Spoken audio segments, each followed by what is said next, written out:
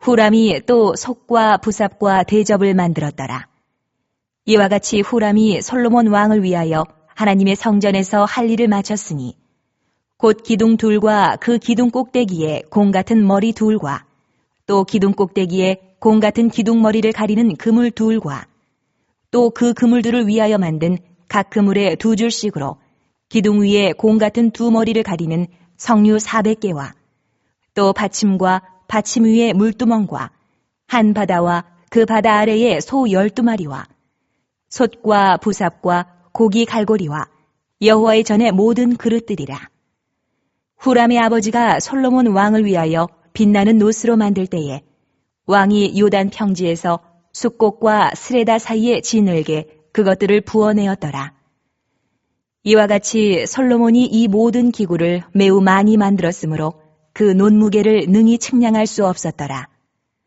솔로몬이 또 하나님의 전에 모든 기구를 만들었으니 곧 금제단과 진설병 상들과 지성소 앞에서 규례대로 불을 켤 순금 등잔대와 그 등잔이며 또 순수한 금으로 만든 꽃과 등잔과 부젓가락이며 또 순금으로 만든 불집게와 주발과 숟가락과 불 옮기는 그릇이며 또 성전문 곧 지성소의 문과 내전의 문을 금으로 입혔더라.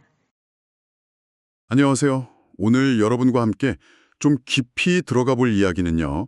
허남진 목사님의 설교, 하나님의 영광과 부르심의 한 부분입니다. 역대하 4장을 배경으로 하는데 솔로몬 성전 건축 이야기, 그리고 그 안에 담긴 의미들을 다루고 있어요. 네, 맞아요. 특히 그 성전 안에 있던 여러 기물들 있잖아요. 그리고 후람이라는 인물 이야기가 나오는데 이걸 통해서 우리 삶의 목적이라든지 뭐랄까 편견 없는 자세 같은 것들을 생각해보게 하죠. 네, 바로 그 지점입니다. 그래서 오늘은 이 설교를 가지고 성전 기물들이 대체 뭘 상징하는 건지, 또 후람 이야기가 우리에게 주는 생각할 거리는 뭔지 한번 제대로 파헤쳐 보려고 합니다. 자, 바로 시작해 볼까요? 우선 설교에서 나오는 그 성전 기물들 얘기부터 좀 해주시죠. 네, 그 역대하 4장을 보면 솔로몬이 이제 성전을 다 짓고 나서 그 안에 필요한 여러 기구들을 만들잖아요. 예를 들면 제물을 태우는 아주 큰 놋 제단이 있었고요. 또 제사장들이 몸을 씻는 거대한 놋대야. 이걸 바다라고 불렀죠. 아, 바다요? 그만큼 컸다는 거겠죠? 그렇죠. 그리고 제물 씻는 물두멍이 10개, 성전 안에 밝히는 금 등잔대도 10개. 아주 자세하게 나와요. 심지어 뭐 솥이나 부삽, 불집게 같은 어떻게 보면 좀 자잘한 도구들까지 다 언급이 되거든요. 와, 정말 세세하네요.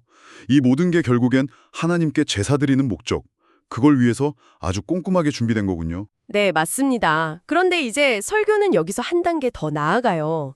이 기물들 만드는 이야기를 우리 그러니까 사람의 존재 이유랑 연결시키더라고요. 우리가 보기에는 뭐 별거 아닌 것 같거나 아니면 좀 사소해 보이는 물건들조차 성전에서는 다 각자의 역할이 있었잖아요. 그것처럼 우리 한 사람 한 사람도 뭐 특별한 재능이 없어 보이더라도 다 각자 하나님의 영광을 위해서 지어졌고 필요한 곳에 쓰임받는 존재라는 거죠. 아, 그러니까 이게 그냥 겸손해라? 이걸 넘어서 오히려 하나님이 나를 필요로 하셔서 여기에 두셨다. 이런 자부심, 또 사명감으로 이어질 수 있다는 말씀이시네요. 네, 바로 그거죠. 자기 가치를 세상 기준이나 뭐 스스로의 한계 안에서만 찾지 말고 하나님의 더 큰 계획 안에서 발견하라는 그런 격려인 셈이에요. 그런 관점에서 보면 설교에서 특별히 주목하는 후람이라는 인물 이야기가 훨씬 더 와닿는 것 같아요. 이 사람이 성전의 그 중요한 놋 기물들 만드는 핵심 기술자였는데 배경이 좀 남달랐죠. 맞아요. 아버지는 두로 사람, 그러니까 이방인이고 어머니는 이스라엘 납달리 지파 사람.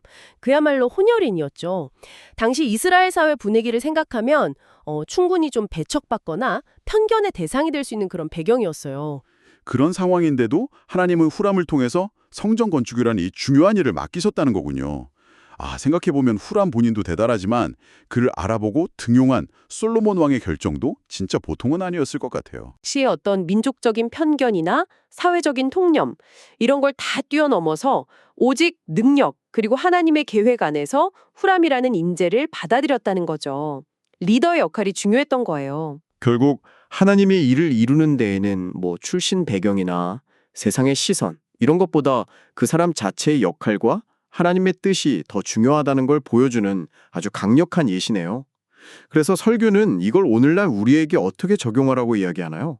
우리 마음속에도 있을 수 있는 여러 편견들 있잖아요. 예를 들면 이 일은 꼭 내가 해야 돼 하는 어떤 교만함, 혹은 반대로 나는 이런 거 할 자격이 없어 같은 절망감. 이런 것들을 좀 내려놓으라는 거죠. 하나님의 일을 위해서는 때로는 내 생각이나 기준과 좀 다른 사람, 다른 환경도 기꺼이 받아들일 수 있는 그런 열린 마음이 필요하다. 이렇게 이야기해요. 근데 여기서 설교가 진짜 날카로운 부분을 지적하죠. 바로 그 동기 문제요. 똑같이 누군가를 받아들이는 행동이라도 그 중심 생각이 다르다는 점을 딱 짚어주잖아요. 네, 아주 중요해요. 솔로몬이 나중에 신앙적으로 좀 변질되었을 때는 정치적인 계산이나 개인적인 욕심 때문에 이방 여인들을 받아들였거든요. 근데 이거는 초기에 정말 순수하게 하나님의 성전을 짓겠다는 마음으로 능력만 보고 훈혈인 후람을 등용했던 것과는 그 동기 자체가 완전히 다르다는 거예요. 하나님은 그 중심, 그 동기를 보신다는 거죠. 겉으로 보이는 행동은 비슷해 보여도 그 마음 중심에 정말 하나님 나라를 위한 순수한 마음이 있는 건지 아니면 다른 어떤 개인적인 욕심이나 계산이 깔려 있는지를 잘 봐야 한다는 거군요. 결국 마음의 방향이 핵심이네요. 그렇습니다.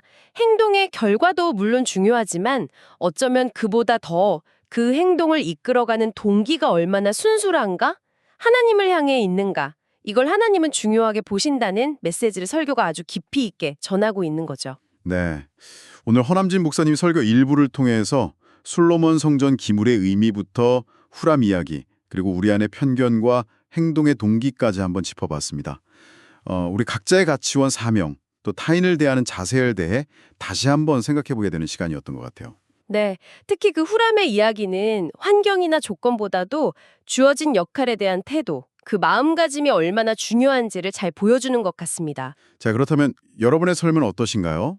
여러분이 속한 공동체나 혹은 이루고 싶은 어떤 목표를 위해서 자신의 생각이나 어쩌면 편견의 벽을 좀 넘어서서 무언가를 혹은 누군가를 받아들여야 했던 그런 경험이 있으신가요?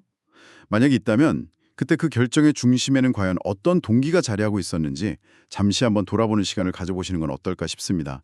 저희는 다음에 더 흥미로운 이야기로 찾아뵙겠습니다.